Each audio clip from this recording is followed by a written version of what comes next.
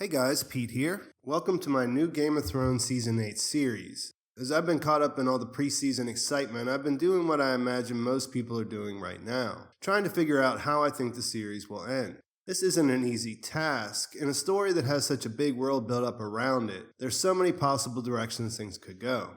And frankly, most of them have problems that I can't get past when I'm trying to think my way through it. In this series, I've decided to do something different, to look at all the problems related to the major plot points. I will lay those out, you guys can tell me what you think, and perhaps we can move in the direction of making sense of it all. Before I get started, I just want to say I think this is a pretty good problem to have. Part of why I still find this all interesting is because there are so many layers to the story. We have strong characters with real conflicts, unreliable history, magic, religion, prophecy, and political maneuvering. Because the incomplete book series is so popular and so thoroughly discussed and theorized about, it's pretty easy to find yourself in a rabbit hole where you think you have finally found that one thing that makes it all come together. Spoiler alert, you haven't, because that thing affects other things, and what about this? You get the idea. There's a lot going on, and there are no easy answers. In this video series, we'll look at the problems together, and we will start with the threat that is on everyone's minds right now, the Night King. Let's jump in. One of the biggest problems we have with the Night King is that he isn't exactly a character from the books. In fact, he sounds like a character mentioned in the books, but we can't be sure what that means because George R.R. Martin, the author, said this. As for the Night's King, the form I prefer, in the books, he is a legendary figure, akin to Lan the Clever and Brandon the Builder, and no more likely to have survived to the present day than they have. So the problem here is that we don't have a character who has been fleshed out in the books to base our thoughts on. It's very likely that he has parts of this Night's King story incorporated into his, but we really just don't know. The show is far beyond the books in presenting the White Walkers to us, and they haven't even shown us that much. We have religious zealots like Melisandre and followers of the Lord of Light that think he is the Great Other, or the dark force opposite of the Lord of Light. But we know this isn't exactly right either. Depending on how you see the gods and how, people following religions relates to magic, which is a real force in this world, I think we can all agree that it isn't as cut and dry as the zealots think it is. So that sets up a situation where some people think they know the answers, but they're probably actually wrong. We'll talk about this more in relation to some of the other problems, so I'll leave it there for right now. The next problem is that we know he was a man that was turned into the Night King, but we don't know who he was, and that means we don't know what he wants. We do have a pretty good explanation of why he was created in the first place, which was to destroy the first men who were encroaching on the children of the forest land and destroying weirwood trees, which are basically their gods. Leaf told Bran this, and they went as far as giving us history and lore segments to back that up. History and lore, of course, are the DVD extras that they put on, with the seasons when they release them. So there was pretty good information there about the conflict between the children of the forest and the first men, how they had to join together and form the pact, and all those other things that we already know from reading the books. That means that it is important to keep in mind that this is part of his motivation, to kill humans. He was designed for it, and we've seen him do that. At the same time, there's something else obviously going on, and who he was may be important, or maybe it's not. Bran's the only character left who might be able to figure out who he was. I mean, the children of the forest would know that, but it isn't clear if there are any more of them left alive in our story. Of course, this is a problem in and of itself, but I don't think there's any way we can say if we will see more children in the show outside of them actually showing up in it.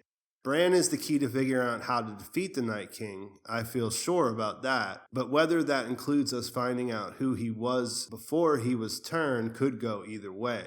It may be that we won't learn more about that until the prequel series comes out. And I've mentioned this in other videos, that used to be one of my biggest fears, is that we would never find out who the Night King was or what the truth behind his motivation was. Now I don't feel as worried about that since we're probably going to learn a lot about that in the upcoming series. As for what he wants besides destroying humanity, we have the interview with the actor who says directly that he didn't want to be the Night King and that he wants revenge. That could just mean that he wants to wipe out the children of the forest. The show killed off a bunch of the children in the Hold the Door episode without giving much attention to them, and then didn't really mention them after that. Before that happened, I had always assumed they would play a big role in the endgame. In the books, the Isle of Faces seems really important, and for a long time, I've imagined that the major battle with the Night King would happen there. As we gear up for Season 8, this seems pretty unlikely. I mean, it could happen if Mira brings her father Howland Reed back to Winterfell, or if Bran sees something in the Weirwood network. But nothing I've seen leading up to the season has given me hope on these points playing out in the TV show.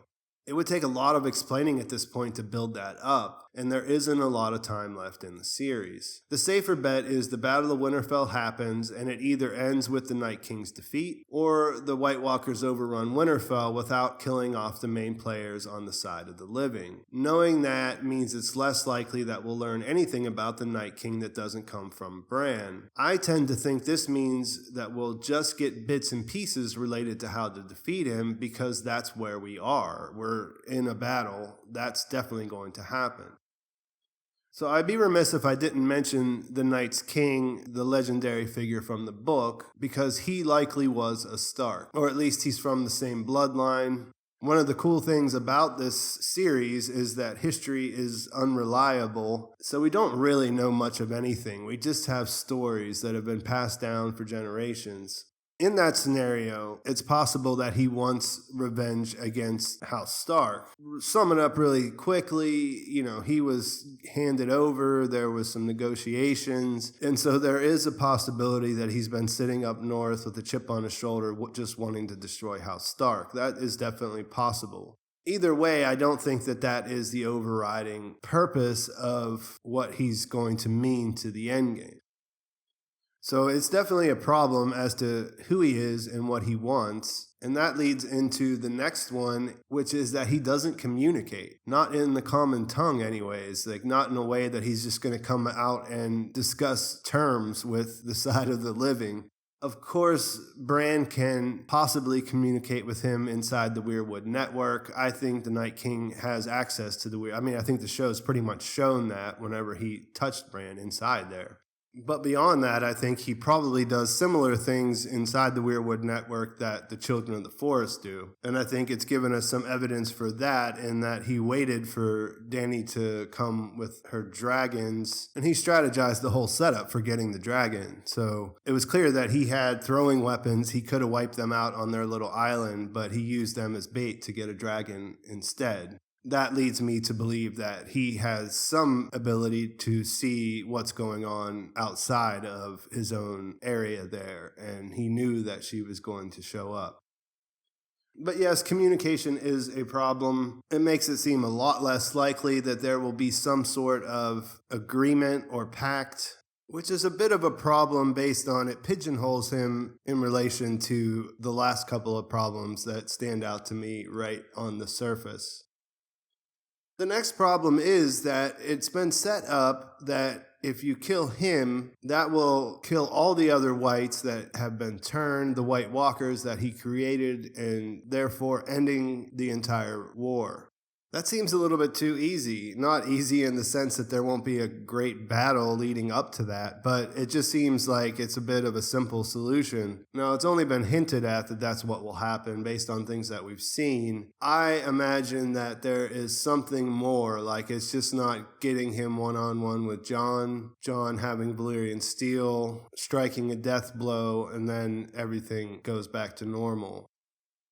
And that leads right into the final major problem that I see with the Night King in relation to Season 8, and that is that he can't win.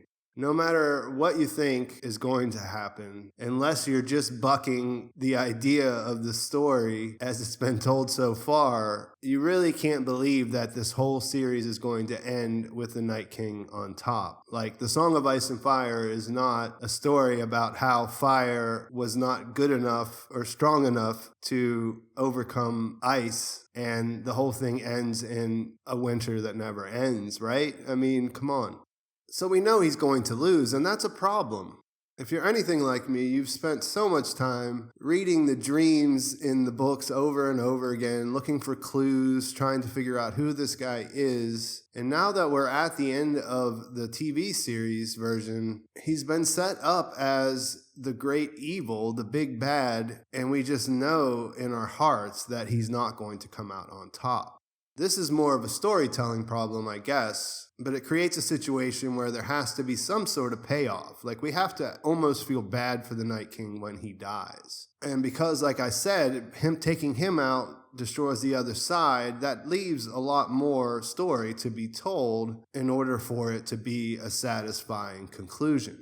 Of course, there are a lot of different theories out there. At this point, I don't think it's worth delving into them too deeply. Of course, some people think he wants to take a queen. Other people think that Jon is necessary, that Jon will have to sacrifice and take his place, essentially becoming the new Night King. I don't think any of those things are going to happen. I'm not saying that they couldn't happen. I guess we need to also address the idea that maybe Bran is the Night King. But I think it's going to come down to something a little more straightforward in that we know he has to lose. So that means that in order for there to be balance in the ending of the story, that the other side can't exactly just win either. And as we get into the rest of this series, I'll talk about that because it relates to everyone else's story and the problems I see there. But I wanted to start off with this one. The Night King is something that I've thought about, I've read about, I've made videos about in the past. And now that we're getting to the end, it's just sort of like, wow, there it is. He's going to go down. And that's the one reality that we can kind of bank on. For what it's worth, I don't think that it's going to be Azor Ahai kind of Dany gets sacrificed by Jon kind of situation. I'm leaning towards the Night King not winning the Battle of Winterfell outright. Maybe destroying Winterfell.